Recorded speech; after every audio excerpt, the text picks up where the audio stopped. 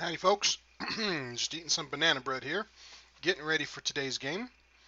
We've got a hard puzzle today. It's got some really cool diagonal designs right here through here. So let's look for some patterns here. I noticed twos hopped right to my head, and they all intersect down here, only leaving one spot left for a 2 here. I see a 9 and a 9, only leaves 2 spots for the 9. This 9 and this 9 also only leave 2 spots for a 9. Right, I'm seeing lots of pairs, and I'm going to get myself confused a little bit, so I'm going to start here with the top 3. So I've got a pair of 9s, and I have a 9 here, so this one has to be my 9. Okay, I don't see any other pairs between these 3, so let's look at these 3s. I got all of my 4s, 4 4s. Okay, 3, 5, 7, 8, 9. I don't see any other pairs 3 across. Okay, so if I go across this way, I've got 2 6s. So there's that one. I've got my 3 2s. Okay. All right, now let me look vertically here. I've got some 2s here. So that means I have to have a 2 in the middle. I've got my 9 already marked. Now I notice this 4 comes into here, which gives me a 4 here, and I call this a ghost row. So ghost rows are very important. Even though I don't know which one of these is a 4, that at least lets me know there can't be a 4 anywhere else. So when I come back here and I look at these 4s, I'll see there's no 4 here, no 4 here. One of these 2 could be a 4. This ghost row helps me eliminate it from being across from the bottom. That makes this one a 4. So these ghost rows are very, very important. Okay, so I need a 1 and a 3. Okay. So I do have a 3 coming down here, so my 3 has to be one of these 2. Now, okay, we talked about ghost rows. Look up here for this 3 and this 3. It's going to tell me the 3 has to be here. It can't be across the bottom, can't be across the right. So these 2 say I cannot have a 3 in the middle anymore. So it only leaves one spot for the 3. Now this, folks, right here is what I call a double lock. Now, just because there's only 2 numbers left, it's kind of a simple double lock. But if there were other numbers that were eliminated by horizontal or vertical elimination, I now have a 1 and a 4 that comes across. So let's see here. I notice I need an 8 and a 9 in this bottom row. Well, it can't be here, so I have to have an 8 and a 9 over here. Well, so my 9 has to be across the bottom. Now this 9 that comes across the top, and this 9 that comes down, and this 9 that comes down only leaves one spot left for the 9 here. Okay, so I know there can't be an 8 here, so we have to have an 8 in one of these spots. So we have our 9, we have our 8, we have our 7, we have our 6. All right, we need a 5. Now I have a 5 here that comes down, so 5 has to be one of these 3. I'm not going to mark that just yet. I got my 4. 3 can be pretty much everywhere just yet. 2 and 1. So I've got a 3 and a 5 still down here. I'm not going to mark those just yet. Let's look at this second one here for just a moment. 9, 8. I need a 7, but it can't be here. So that means this one or this one for this row has to be a 7. 6, 5, 4. We need a 3. Okay, and this is the closest thing, so any of those could be a 3. We've got a 2, and then we need a 1, and it could be any one of those 3. Okay, that's all right. That's all right. So let's see what else we have. Let's go back to looking for pairs. Okay, I've got a set of 3s here, so that means my pair has to be here. So see, this 3 comes across the bottom, this 3 comes down the right, so only one of these 2 spots. Let's see what else we have. Okay, where were we when we got this 3? I think I was over here a little bit, because you've got to look both vertically and horizontally when you're doing these eliminations. Anytime there's only 3 spots left, I like to look and see what they are. So I've got a 9, 8, 7. We need a 6 in one of these 3. Nothing to the rows help. I need a 5. Nothing in the rows help. 4, 3, 2. Now I need a 1. Now see, this 1 right here tells me it can't be here, which tells me that in this cube, the 1 has to be here. So we've got a nice little lock there. And then there's a 5 and a 6 somewhere in there. So you'll start to see that this cube here is starting to fill up with some numbers. Even though we don't know exactly where they're at, we're starting to eliminate a lot of places they cannot be. So that is going to be helpful. Okay. All right. Okay. What else do we have? Okay. So we've got all 3 2s. We've got all 3 6s. We've got our 9s marked out. We've got an 8. Okay, cool. Here's an 8 down the left side. Here's an 8 through the middle. So 8 has to go in one of these 2 spots. Okay, that's handy. Okay. Now I do have a 7 that comes down and a 7 that comes across. So 7 has to be in one of these 2 spots. Okay, so now we have to have a 7 in one of these 2 spots because we have a solid number, we have a ghost column, and we have another solid number. So 7 has to go there. Okay. All right, 9, 8, 7, 6. So we need a 5. It could be up here or here. We need a 4. Now it can't be in the bottom, and it can't be in the middle, and it can't be in the center. So our 4 has to go across the top. Okay, we need a 3, and it can't be across the top. Can't be down the right side. So 3 could be any one of these ones.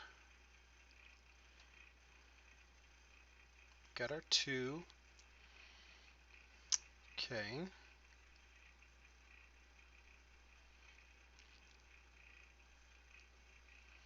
All right, 9, 8, 7 could be this one or this one. So I think we've got our 7 marked here. See how that kind of makes it clean? Okay, great. So this 7 creates a ghost row for this top cube, and we have a solid 7 up here. So this is actually the only spot left for a 7. Now we have a 7 across the top, 7 across the middle, 7 in the left. So now we know our, oop, not an 8. Sorry about that. 7's got to go here. All right, that is handy.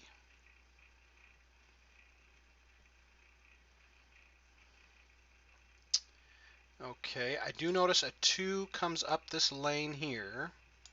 So, oop, not a 1. A 2 and a 2 have to go one of these 2 spots. I have a 2 that comes across the middle and a 2 that comes up the center. So our 2 in this cube has to be one of these 2. Okay. 9. We have an 8 that comes up, so 8 has to be over here somewhere. 7, 6. No help on the 5. 4 and 4. Okay, cool. Remember I was talking about that double lock? Check out these 4s. This 4 comes straight through the middle. This 4 comes straight through the center. And you see how it lines up with the 2s? So we have just created a double lock. See these 2s and 4s? Those are the only 2 spots that can be a 2 and a 4. So even though I don't have any way to eliminate a 5 in these 2 spots, and I have no way to eliminate an 8 here, or a 1 for that matter, I could put a 1 here, but I cannot anymore. Now with this 4 and this 2 and this 4 and this 2, creates a double lock pattern in these 2 cells. If this is a 2, this is a 4. If this is a 2, this is a 4. They cannot be anything else. They are completely dependent on each other. Now what that does for me is it frees up some cells that I couldn't eliminate before. See this 8 that comes up? Okay, so this 8 now says these 2 are the only places that an 8 could go, because they can't be in these 2 anymore, and this 8 eliminates this one. So we have a 9, 8, 7, 6. Now I don't have anything to eliminate my 5s just yet. I've got my 4 identified, my 3s, my 2s identified. Now my 1 can't be here, which we already know it can't be there, because it can't go there because it's got a 2 or a 4. Those are double locked. Okay, so that is helpful tool. Okay, so this 5 here comes up this left lane. So what that tells me is there's a 5 somewhere in the center lane. So down here in this bottom cube, I cannot have a 5 on the left, and because of this ghost column, I cannot have a 5 here. So this is actually the only spot left for a 5. Now because of this 8 and 9 and 8 and 9, these two cells are now double locked. So see how it's double locked and double locked? The only number left in this whole row is a 3. So even though I can't eliminate a 3 here or here, looking vertically or horizontally, because it's double locked and it has to be an 8 and a 9, this is the only spot that a 3 can fit. Alright, now with this 3 coming back and this 3 coming across, this is now the only spot left for a 3 here. This now is the only spot left for a 7. So we have a pair of 7s here, so this has to become our 7. Let me clean up my pencil mark, get rid of that 7. Now the only number we're missing is that 1. Okay, now cool, we're going to follow the 1 up, and now it can't go here and it can't go in the double locks, so a 1 has to go in one of these two spots. I now have a solid 1 and a ghost row 1, so in this top left cube it has to be in one of these two spots. Okay, and you see how that lines up with these two, and see how it matches these two. It's a very clean pattern how those all fit together. Okay, alright, so now we have an 8 and a 9, but that also tells us now that this has to be a 1. See, my ghost row of 1 here can't be here. So now that I have a 1 up the middle and a 1 down the right, we know that we have to have a 1 here. Now see this 1 here and this 1 here. Okay, now folks, this is a cool pattern right here called a crisscross pattern. I use this anytime you see hards and very hard puzzles, you see this crisscross pattern sometimes. You see how the 1 is in the same position as the 1s here? So there's a crisscross created. If this is a 1 in the top row, then this has to be a 1 in the bottom row. Now if this is a 1 in the bottom row, they crisscross, then this one has to be a 1 in the top row. What that tells us here in the third cube is that there is a, I didn't mean to put that 4 there, let me get that out of there. There's a 1 across the top and there's a 1 across the bottom, no matter how you sort this crisscross out. So in this third cube, I cannot have a 1 across the top and I cannot have a 1 across the bottom. Okay, does that make sense? I have lots of examples about crisscross patterns and they are wonderful. But what that also tells me is I have a 1 here that comes up. So the only spot left for a 1 is in the top. Can't be the top because, or in the middle, pardon me. Can't be in the top because of this crisscross pattern. Can't be in the bottom, can't be in the middle because of this one. Now there was 2 7s here, now there's only 1, so there's our spot for our 7. I got a little gunette in here. Okay, alright, now one of these two is a 1. Now that we put the 1 in here, we can cascade those and just trickle them on down. Okay, alright. Okay. I do see a 3 here. Now this 3 comes up just like the 5 did, and I have a 3 here, so that means my 3 has to be one of these two. See how it matches these ones? Very clean. Okay, now I only have 3 numbers left in this column. Okay, I've got a 1, I need a 2, can be anywhere. I need a 3, can be any, okay, can be 3, 3. Let me put my 2s, 2s, 2s. 1, 2, 3, 4, 5, 6, 7, and then I need an 8, right? So I can't put my 8 here. So my 8 is going to be top or bottom. See how that's all marked out? Okay, and then we've got our 9 for that column right there. Alright, we've got a 1, we've got a 2, we've got a 3, 4, 5. I need a 6. And a 6 cannot be across the top. 6 cannot be across the middle. Okay, and then a 7. Okay, 8.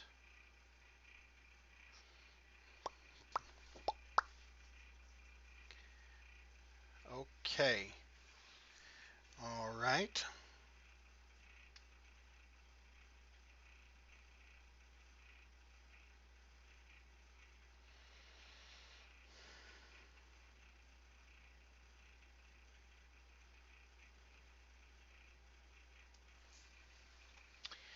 Okay, so these three are locked. You have to have a 2, 3, and an 8 to complete this column. So if I look at this cube, I've got a 1, my 2's and my 3's, 4, 5. Now I have to have a 6 somewhere in one of these three, but it can't be over here. Okay, 6, 7, 8, 9. So it's the 6 that's holding us up over here,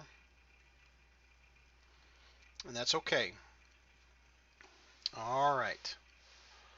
So let's take a look. I'm going to backtrack just a smidge. Let's look for some more pairs that we might have opened up.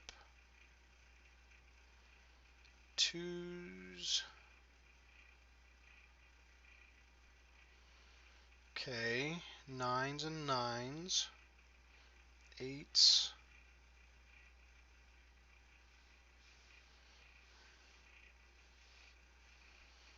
Okay, I've got a pair of 7's that come across. Oop, that's an 8. There's my 7's, and they line up with these 7's. That's nice and clean. Let's see what else we have. Okay, I forgot to erase the 1 out of there. I got to keep my pencil marks nice and clean, or I'm going to get myself tangled up.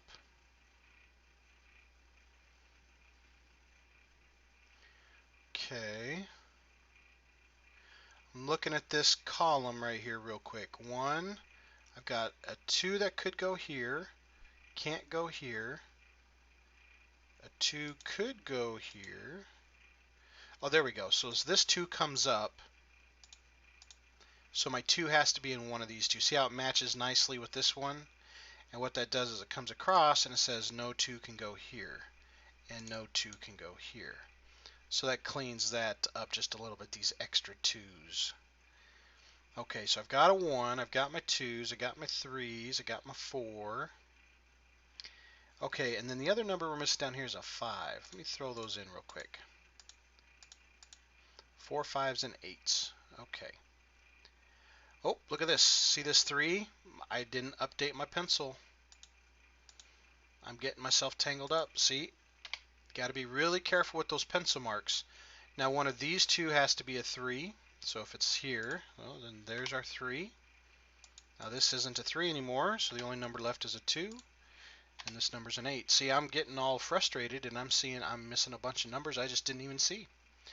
So very good. So now we have a pair of 8's that come across. So 8 now has to be in one of these two spots. We've got 1, 2, 3, 4. Let's see, what was the other number I was missing? I was missing a 5, but it can't go here. Remember, these two are double locked. So that's going to be a really helpful pattern. So 2 and 4, 2 and 5, 4 and 5. We have a 5 and an 8. And then what's the other number we're missing here? 1, 2, 3, 4. Could be a 5 here. Could be a 5 here. Could be a 5 here. We're missing a 6. Okay, well, 6 cannot go here. Could a 6 go here? Yep, sure could go here, but a 6 can't go here. 7. We have a possible 8 here, no 8 here, and a possible 8 here, and then a 9. So that column is all done. So we've got a 1. We can have a 2 here, but not here. Here, yes, but not here. 3. 4 is either here or here. Then we need a 5. Now 5 could go here. Can 5 go here? Yes. Can 5 go here? Yes. Can 5 go here? No, because these two are 4's and double locked. So that's very important. So I see here I've actually got another double lock. See this 5 and 8? Okay, cool. All right, folks, get ready here. I'm going to show you something. So these two are 2's and 4's, right? These two are now 5's and 8's. Now you see how this is a 5 and an 8? and this is a 5 and an 8. This is the importance in double locks. This can no longer be a 5. Also, you see these two are 2s and 5s. Okay, I've got a 6 here and a 6 here, so this is actually the only spot left that can be a 6. But that double lock also is a good way of doing that. 5 and an 8, 5 and an 8. This can't be anything else other than a 5 and an 8. Okay, and I've got a 2 and a 5 locked here. That is really good. So this 5 here coming across and this 5 here coming across says that 5 can only be in one of these two spots. What were the three numbers we were missing? 1, 2, 3, 4, 5, which can be one of these two spots, and then a 6.